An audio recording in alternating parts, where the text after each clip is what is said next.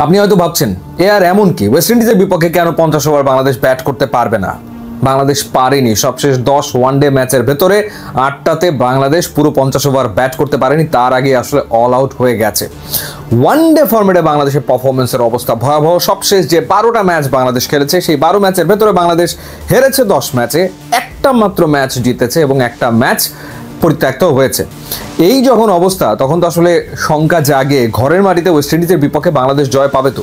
যদিও West Indies recently নেপালের বিপক্ষে টি20 সিরিজ হেরেছে, ভারতের বিপক্ষে টেস্ট সিরিজে হেরেছে, সুতরাং ঘরের মাটিতে অবশ্যই ওয়েস্ট ইন্ডিজের বিপক্ষে বাংলাদেশের ওয়ানডে সিরিজে জেতা উচিত এবং জেতাটা খুবই জরুরি, কারণ এই ফরম্যাটে পারফরমেন্সে যাচ্ছে তাই অবস্থা। সবশেষ আমরা দেখেছি আফগানিস্তানের বিপক্ষে যখন বাংলাদেশ আসলে হোয়াইট ওয়াশ হলো, 3-0 সিরিজ হারলো, তার চেয়েও বড় ব্যাপার কোনো রকমের প্রতিদ্বন্দ্বিতাই করতে পারেনি।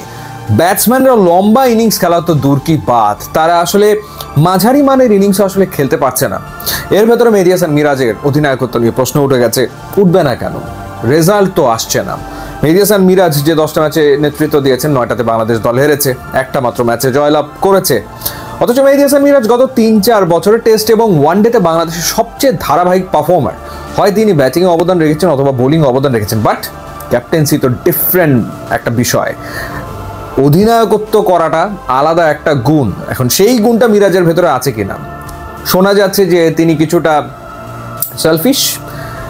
যেই অভিযোগটা এনামুল বিজয়ের ক্ষেত্রে দেশের ক্রীড়াঙ্গনে কান পাতলেই শোনা যায় যে তার কাছে নিজের পারফরমেন্সটা গুরুত্বপূর্ণ, বা মিরাজের কাছেও তার নিজের পারফরমেন্সটা বেশি গুরুত্বপূর্ণ অনেক ক্ষেত্রে হয়ে ওঠে এবং সেই কারণে রেজাল্ট আসছে না। সুতরাং মিরাজকে ডেফিনেটলি প্রমাণ করতে হবে যে না, সবার আগে তার কাছে দল এবং দলের রেজাল্ট, এবং সেই ক্ষেত্রে এই সিরিজটা জেতা খুব ইম্পর্টেন্ট।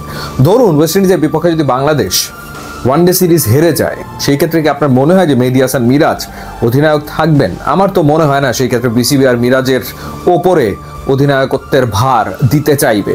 তখন আবার নতুন করে অধিনায়ক খুঁজতে হবে। এই সিরিজটা আর একটা কারণে গুরুত্বপূর্ণ, সেটা হচ্ছে যে কোচ।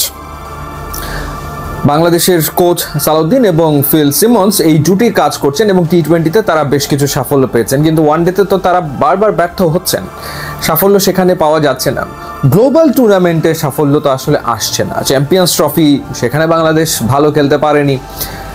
টি20 ফরম্যাটের এশিয়া কাপ, সেখানেও যে কাঙ্ক্ষিত এক্সপেক্টেড রেজাল্ট সেটা আসেনি। তো সেই ক্ষেত্রে এই প্রশ্ন নিশ্চিতভাবে উঠবে যদি বাংলাদেশ ঘরের মাটিতে ওয়েস্ট ইন্ডিজের বিপক্ষে হোঁচট খায়। এবং মূল ব্যাপার হচ্ছে যে মিডল অর্ডার ব্যাটিং তো কোনোভাবেই ক্লিক করছে না। এখন যাদেরকে খেলানো হচ্ছে তারা যদি রান করতে না পারে, এই সিরিজেও না পারে, তাহলে নিশ্চিতভাবেই আমার মনে হয় যে বাংলাদেশ দলে একটা বড় ধরনের পরিবর্তন আসতে চলেছে, পরিবর্তন সেই ক্ষেত্রে আসবে। সো এই নানাবিধ কারণে খুবই গুরুত্বপূর্ণ ওয়েস্ট ইন্ডিজের বিপক্ষে বাংলাদেশের এই সিরিজ।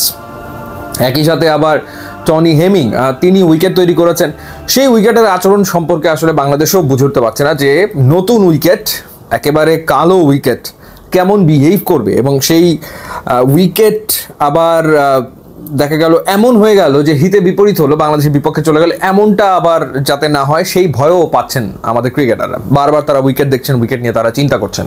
সো এরকম একটা অবস্থায় এই সিরিজটা হতে যাচ্ছে খুবই তাৎপর্যপূর্ণ। সো দেখা যাক বাংলাদেশ কেমন করে।